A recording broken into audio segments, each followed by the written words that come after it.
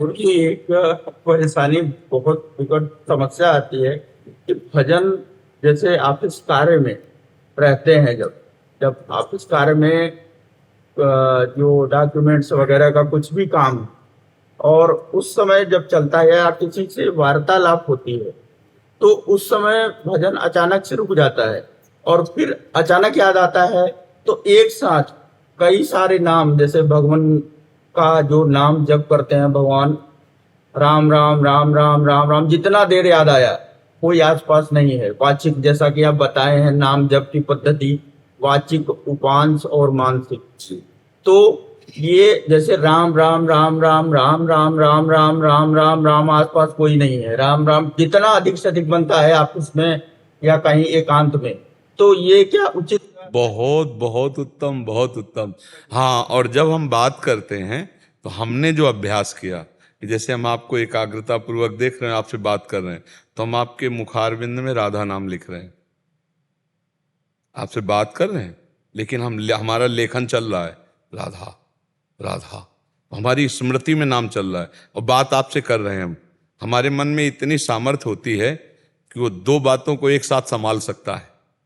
आप देख लीजिए, दो मंत्र एक साथ चला सकते हो आप, एक लिखित और एक वाचिक।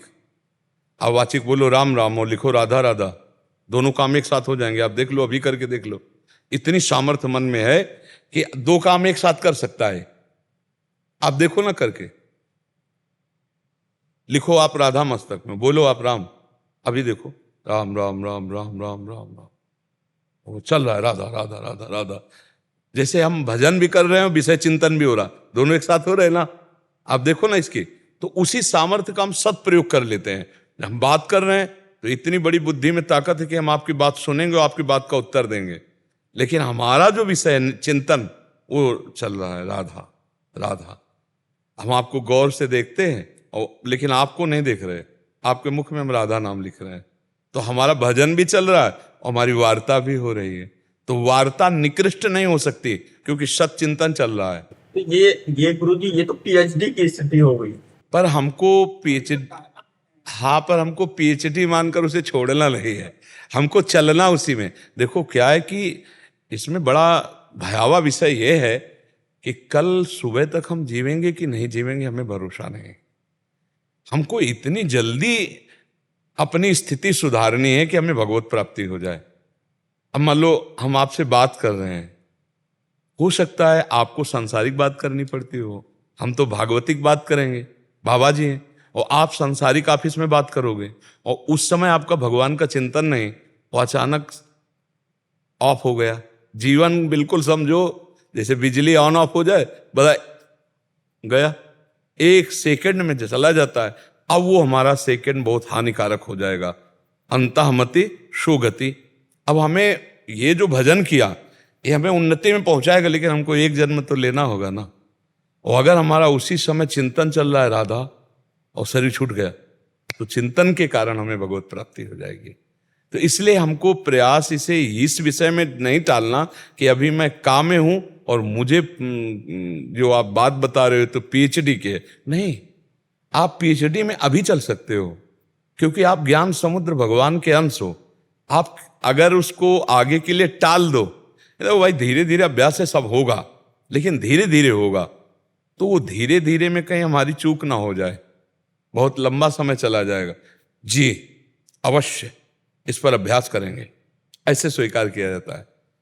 फिर स्वीकृति में जब हमारी दृढ़ता हो जाती है तो चलने लगेगा। हम इसीलिए कहा अभी चेक करके देखो, आप मुख से बोलो राम और बिल्कुल भावना में लिखो राधा, एक साथ चलता रहेगा। मुख से बोलो राधा राधा राधा राधा राधा राधा राधा और माथे पे लिखो श्याम श्याम श्याम श्याम श्याम। अभी दोनों काम एक साथ चलें, देखो ना, आप करके देखो, चल रहा है ना। ये सामर्थ्य है, जागृत करो, आपके अंदर बहुत बड़ी सामर्थ्य है। आप व्यापार करते हुए, आप ऑफिस में बैठे हुए, आप किसानी करते हुए, आप घर के काम करते हुए बहुत बड़ा साधना कर सकते हैं, बहुत बड़ी साधना। अब क्या है, मन को इतना भार पड़ जाता है कि वो कहता है नहीं नहीं नहीं, मुझे ऐसा, मुझे नहीं, थोड़ा मुझे छोड़ो, मनोरंजन में छोड़ो, थोड़ा मुझे विषय, क्योंकि विषयी मन भगवदाकार होने में बड़ी बाधा पहुंचाता है। तो हमको दो तरह से इसको वश में करना है। एक तो दुलार भी करना है और एक शासन भी करना है। केवल शासन करते रहोगे तो आपका साथ नहीं देगा, और केवल दुलार करते रहोगे तो आपको भ्रष्ट कर देगा। इसको दुलार भी करना है और शासन करना है। जैसे धर्मयुक्त ये बात मांग रहा है, चलो वृंदावन चलते हैं, घूम आते हैं। हाँ, इस हफ्ते में समय मिलने पर अवश्य सागर। आज समोसा चटनी खाते हैं, हाँ बिल्कुल ठीक है, हम मंगाते हैं, भोग लगाते हैं, ठाकुर जी को पवाते हैं आप।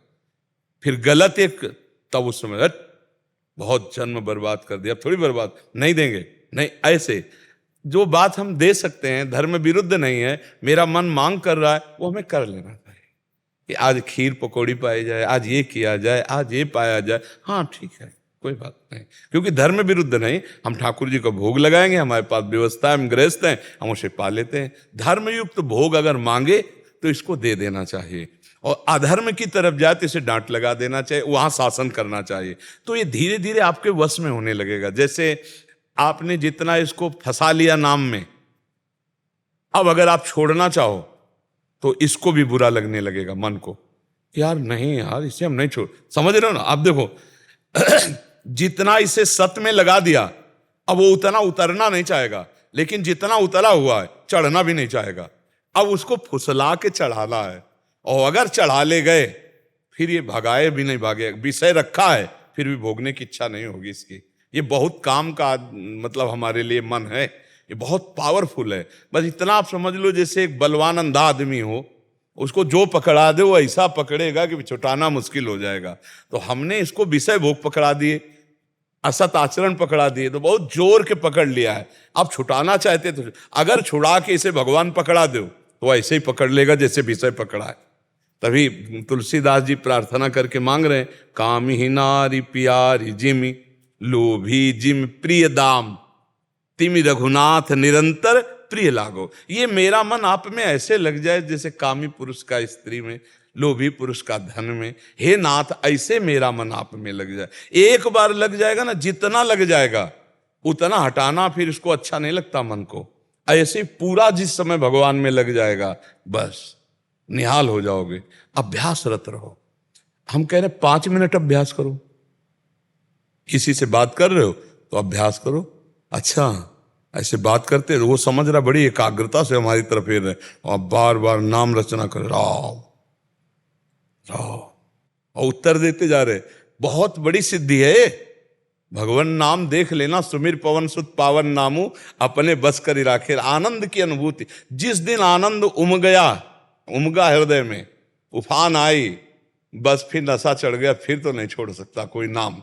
फिर निरंतर चलने पर, जब तक पाप नष्ट नहीं होते, वासनाएं दूर नहीं होती, तब तक ये युद्ध होता रहता है। थोड़ा दिन एक कष्टप्रद है, चलते रहो आगे, खुद आनंद का अनुभव हो जाएगा।